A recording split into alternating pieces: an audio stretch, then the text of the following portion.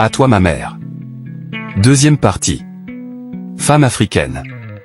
Tu t'es déployée sous la pluie et sous le soleil pour que tes enfants aient un toit et un avenir honorable et épanoui, mais, maman, regarde ce que le monde t'a réservé devant tout ce que tu as fait, tu es dans la solitude, le manque, la totale dépendance des autres alors que tu t'es sacrifié pour tes enfants. Toi la mère des enfants, toi qui as méprisé ta vie, accepté la peine et la souffrance pour moi.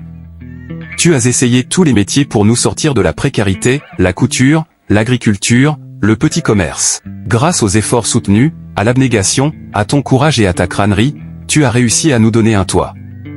Oh ma mère, tu as fait plus que le devoir de mère, ton dépassement de fonction pour nous donner une vie et une éducation acceptable et surhumain, et aujourd'hui une dette lourde et accablante qui me met le genou au cou et jette tous les jours le sable sur mon tapis, ce qui a alourdi à l'extrême ce karma patibulaire.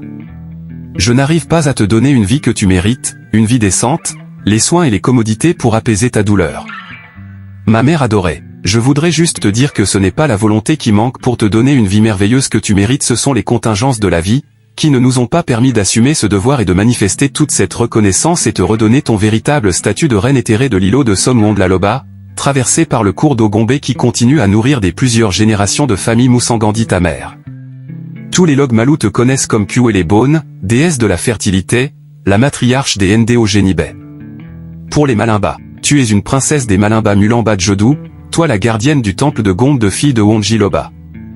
Les Malimba te connaissent comme Koko Nuadi, fille de Moussangedi, déesse de l'eau et la reine de la Sanaga, les Bakoko te reconnaissent à travers ta grand-mère Malena de Ndo Gekoi, fille du Nyong qui t'arrose nuit et jour, te régénérer et te fortifie. Ma mère bien-aimée, ton héritage multiculturel fait de toi et de ta progéniture, une famille spéciale et multitentaculaire. C'est avec fierté que je t'aurais donné la terre entière, mais hélas, c'est plutôt moi qui suis dans les larmes, pour ne t'avoir pas donné la vie que tu mérites, moi ton fils aîné. Je suis fatigué de baguenauder comme un orphelin, tu me manques tellement. Mais que faire? J'aurais aimé moi aussi chiader, malheureusement plusieurs me considèrent comme un branquignol, me rendant anédomique. Malgré tout le bien que tu as fait, le monde est resté bouche bée, tu restes chaque dans la prière tes frères et jusqu'au bout, tu as passé le temps à t'occuper des autres, aujourd'hui ton âme soupire dans la solitude, la maladie t'a effiloché, essoré et défraîchi devenant une philanthrope conjecturée, ta récompense semblait être la maladie, la solitude, l'abandon toi la mère des enfants. Tu t'es battu pour que ta famille ne soit pas indigente et vive en paix, mais ce monde a sa façon d'être ce qu'il est ce qu'il retire, tu as fait ce que tu as pu, tu as porté sur tes épaules très délicates, mère de tous. Pour donner un toit au tien tu t'es battu sous le soleil, sous la pluie, ni la maladie encore monde la honte ne t'a découragé, ta motivation était forte finalement tu as réussi ce que très peu de personnes ne l'auraient imaginé.